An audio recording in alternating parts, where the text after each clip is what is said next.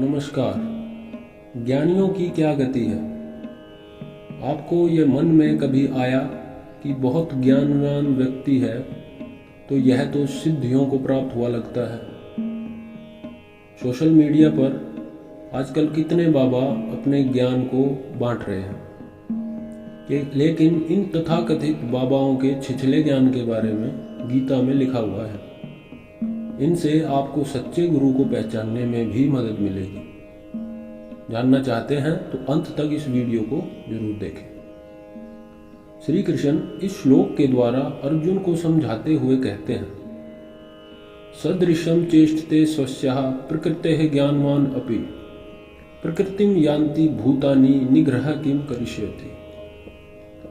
यानी ज्ञानी पुरुष भी अपनी प्रकृति के अनुसार कार्य करता है, क्योंकि सभी प्राणी तीनों गुणों से प्राप्त अपनी प्रकृति का ही अनुसरण करते हैं। भला दमन से क्या हो सकता है? जो भी व्यक्ति गुरु के आशीर्वाद से दिव्य पद पर स्थित होता है, केवल वही व्यक्ति प्रकृति के गुणों के प्रभाव से मुक्त हो सकता है। संसार में बड़े बड़े शिक्षित व्यक्ति हैं। वो कैसे शिक्षित हैं? तो यदि आप उनसे पूछें कि भगवान क्या है, मुझे बताओ भगवान क्या है, इस पर वो इतना बड़ा आख्यान दे सकते हैं, इस पर वो पुस्तक लिख सकते हैं, लेकिन ये सारा ज्ञान शाब्दिक है। हृदय अभी भी खाली है। विचारों से भगवान को पकड़ना चाहते हैं, विचारों से भगवान को पकड़ा ही नहीं जा सकता। बड़े बड़े आख्यान देने वाले ज्ञानी यदि उनसे पूछा जाए मनुष्य की गति क्या है, मनुष्य की गति के बारे में पुस्तकें लिख दें, किंतु क्या इस गति को कभी महसूस कर पाए हैं वो लोग? नहीं कर पाए। श्री प्रेम रावत आज के समय में सच्चे सदगुरु की पदवी पर स्थित है और उन्होंने बहुत बार भगवान कृष्ण की एक धारणा को स्पष्ट किया है। भगवान कृष्ण अर्जुन को कहते हैं कि अर्जुन, इन इंद्रियों से तू मुझे नहीं जान सकता, मैं तुझे दिव्य नेत्र देता हूं, इनकी मदद से तू जान, तू देख और अपने जीवन को सफल बना। ये इंद्रियां, हमारा मन, ये बस बाहरी दुनिया के बारे में हमें अनुभव देने के लिए हैं। बाहरी दुनिया में ईश्वर है,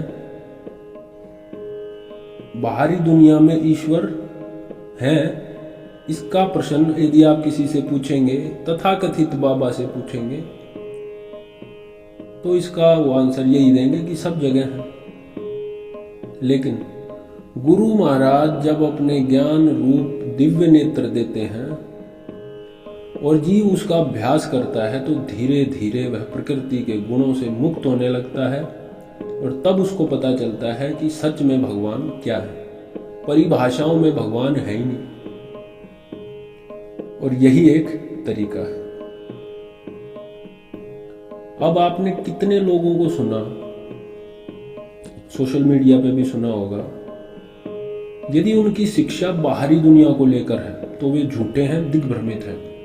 यह एक स्पष्ट सी आप अवधारणा अपने दिमाग में रख सकते हैं। यदि कोई व्यक्ति, यदि कोई बाबा बाहरी दुनिया के बारे में आपको बातें बताता है, वह दिग्भ्रमित है। सच्चा गुरु हमेशा आपके हृदय की बातें करेगा।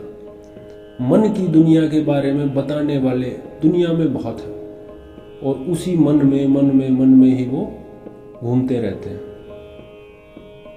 बाहरी दुनिया से ध्यान हटाकर जब आंतरिक दुनिया में ध्यान जाता है तो हमें शांति की प्राप्ति होती है, और सच्चा गुरु बस शांति की ही बात करता है। इसके अलावा जो भी शिक्षा देता है, इसके अलावा जो भी बाबा कुछ भी शिक्षा देता है, वह सब झूठे हैं। मैं कौन हूं, यह प्रश्न आपका है। जो व्यक्ति यह बताए कि तुम ये हो, तुम ये हो, और पूरी परिभाषा दे दे, वो ज्ञानी नहीं है। वो सिर्फ किताबें पढ़कर तुम्हें बता रहा है। लेकिन जो बाबा, जो गुरु ये महसूस करा दे कि मैं कौन हूं, वह सच्चा ज्ञानी है। जो भी गुरु हमें शांति दिलाएं, ईश्वर को महसूस कराएं, वही सच्चे गुरु हैं। बाकी तो जैसे कृष्ण भगवान ने श्लोक में कहा था, निग्रह किम करिष्यति, यानी दमन क्या ही कर सकता है। जबरदस्ती दिमाग में कॉन्सेप्ट डालने से, परिभाषाएं डालने से भगवान ये होता है, दुनिया ये है, खुशी ये है, गम ये है, इससे क्या ही हो सकता है। ये सिर्फ मन के तल की बातें हैं। हृदय के तल में डुबकी लगाना गुरु के साथ ही हो सकता है। प्रकृति के गुणों से जो स्वतंत्र करा दे वो गुरु है, और प्रकृति के गुणों के बारे में जो पढ़ा रहे हैं वो गुरु नहीं। प्रकृति के गुण ये होते हैं, वो होते हैं, जो प्रकृति के गुण से अलग करा दे वो ही गुरु है। तो आपका बहुत बहुत धन्यवाद और आपका दिन शुभ रहे।